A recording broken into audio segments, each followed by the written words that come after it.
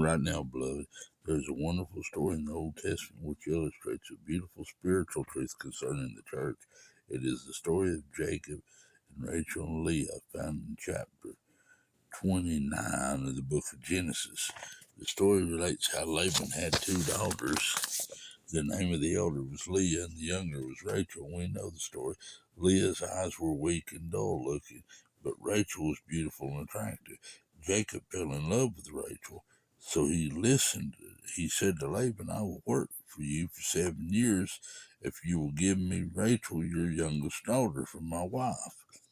Laban responded, it is better for me to give her to you than to another man. Stay and live with me. So Jacob done all this. And then come to find out he went to bed with her of a night during the feast, and he joined himself to her. And Laban had lied to him, brought in the oldest one instead of the youngest one, because he said it would. He made up every excuse. The law always makes up every excuse. Now Jacob had been promised Leah. When he woke in the morning, he discovered he was with the wrong woman. How could a man marry a woman, take her into his tent, spend the night with her in his bed, make love to her, and not know he had the wrong woman? I never knew the deep significance of that in the life of Jacob until God shined the blazing, penetrating light of his revelation upon my very life. I woke up one day in my spiritual experience with God and realized was not joined to Rachel. Don't you know that that is what has happened to all of us? Did not most of you read these lines? Who read these lines wake up one morning in your walk with God and realize you didn't have the woman you thought you were married to when you received Christ? You joined yourself to the church, thinking you were coming into union with the beautiful, desirable, pure bride of Christ, much like the first century church did. And it was all the first century church was. Leah represents that church system. The church systems of man. It is easy to settle for tradition. It was easy, and it's easy for people to settle with that the first century church was called out of God, but they were not. They were the Leah. They were the weak-eyed ones.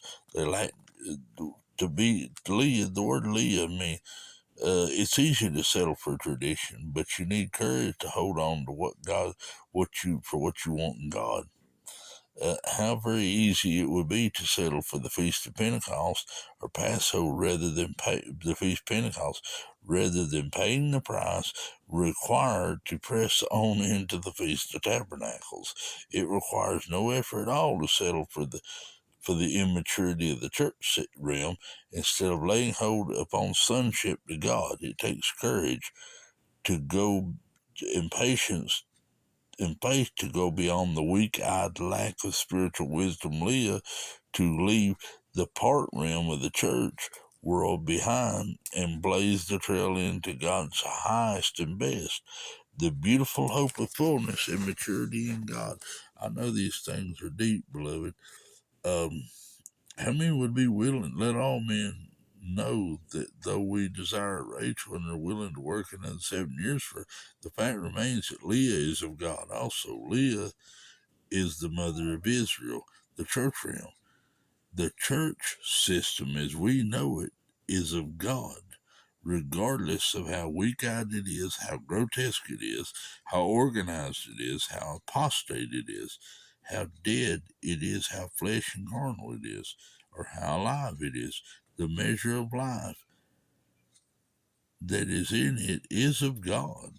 Most of us have had some degree of contentment with the church system at some time in our life. There was a night when we received Leah unto ourselves, not knowing any better because of the great spiritual darkness that enveloped us. There was a night when we slept with Leah in our tent and enjoyed her pleasures. We delighted in her programs, her rituals, her ceremonies, her methods, her promotions and doctrines, her ways. For we wist not who she was. We didn't know who she was.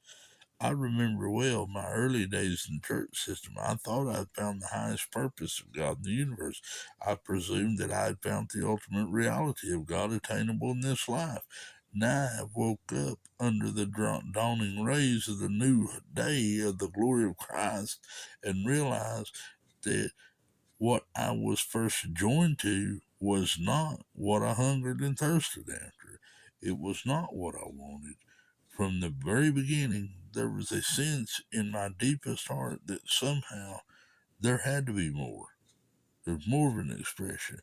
We have no desire to harm Leah, no desire at all to hurt her, denounce her, ridicule her, destroy her, even put her away. We must, we just cannot settle for her. We are willing to work another 7 years. We are willing to pay the required price to gain Rachel. We have set our faces to go after what we want, and Leah probably has a problem with it. But we want Rachel. We don't want Leah. We are sick of Leah. We are tired of Leah's weak-eyed religion with no vision of God's plan and purpose for the ages to come. We are weary of Leah's churches. We are burned out with the Leah people. We are worn out from the carnal programs and dead works. Leah in Hebrew means dull. Oh yes, she's dull, beloved. That's what the old order, the elder daughter of the church systems are. The Jewish order. They're spiritless, they're undiscerning. Rachel was initially barren, but Leah was fruitful.